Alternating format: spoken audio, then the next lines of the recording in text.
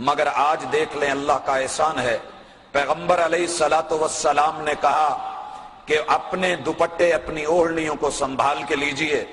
ہمارے ہاں خواتین کی 4 قسمیں ہو گئیں۔ پہلی قسم، خواتین نے دوپٹہ لینا گوارا ہی نہیں کیا، ضرورت کو محسوس ہی نہیں کیا۔ سفر ہو یا حضر ہو، گھر ہو یا باہر ہو، خوشی ہو یا غمی ہو، شادی ہو یا کوئی پارٹی ہو، ان کے ہاں دوپٹہ نظر نہیں آتا، اور اگر کبھی حسن اتفاق ہو بھی تو وہ لپیٹا ہوا، سمیٹا ہوا، تہ لگایا ہوا وہ پرس کی نظر یا ایک ہاتھ کی زینت ہوتا ہے۔ دوسرے نمبر پہ ہماری مائیں بہنیں، پیغمبر کی بیٹیاں وہ ہیں جو لیتی تو ہیں مگر جہاں لینے کا حق تھا وہاں نہیں، کندھے کے اوپر ایک سائیڈ پہ ڈال کر کے یوں آ رہی ہوتی ہیں، جیسا کہ کبھی پنجاب کا بدماش سلطان راہی اپنے ایک سائیڈ پہ پرنا ڈال کر کے مارکیٹ میں چل رہا ہوتا تھا، تو وہ منظر ہمیں آج دکھتا ہے۔ تیسرے نمبر پہ جو سر پہ رکھتی ہیں، رکھنے والی وہ اتنا باریک ہوتا ہے کہ لیے ہوئے میں اور نہ لیے ہوئے میں کوئی فرق نظر نہیں آتا۔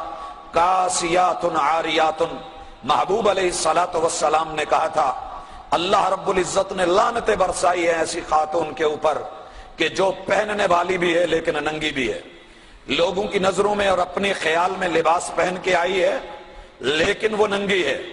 اور چوتھی قسم کہ جو لے رہی ہیں ان کا ڈیزائن یہ ہے، کسی مجلس میں ہوں، کسی سفر میں ہوں، حضر میں ہوں، کسی بھی مقام پہ ہوں، پبلک پوائنٹ پہ ہوں، سر پہ ایک مرتبہ لیں گی، پھر جھٹکا دے کے اس کو اتاریں گی، پھر اس کو سر پہ لیں گی، پھر جھٹکا دیں گے، اتاریں گے۔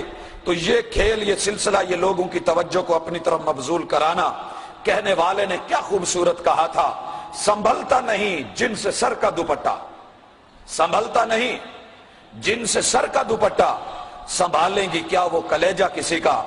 آج ایک دوپٹہ نہیں سنبھل رہا، کل ایک فیملی سنبھالنی ہے، ایک خاندان سنبھالنا ہے، ایک قبیلہ اور ایک قوم کو سنبھالنا ہے، ایک نئی نسل اور ایک نئی جیل کو سنبھالنا ہے، تو یہ کیسے سنبھال پائے گی؟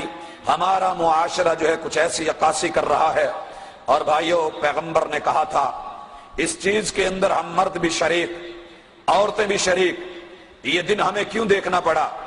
دنیا نے سب سے پہلے جس بند کو توڑا وہ بند حیا کا بند تھا، وہ رکاوٹ حیا کی رکاوٹ تھی۔ پیغمبر علیہ الصلوۃ والسلام نے کہا تھا لوگو اذا ذهب الحیا، حیا کو رخصت نہ ہونے دینا، حیا کو سنبھال کے رکھنا، حیا کو اپنے کنٹرول میں رکھنا۔ اذا ذهب الحیا فاصنع ما تشاء، جب حیا جاتا رہا تو پیچھے کوئی رکاوٹیں نہیں رہ جائیں گی، جو دل میں آئے انسان وہ کرے گا۔ دیکھیے شیطان نے وَزُيِّنَ لِلنَّاسِ حُبُّ الشَّهَوَاتِ مِنَ النِّسَاءِ، یہ سب سے پہلی محبت جس کو مزین کیا یہ عورتوں کی شہوات اور اس کی محبت، اور دوسری طرف عورت کو اس نے کیا کیا؟ ذوق تبرج دیا، ذوق خود نمائی دیا، ذوق حسن دیا، ذوق آرائش اور زیبائش دیا۔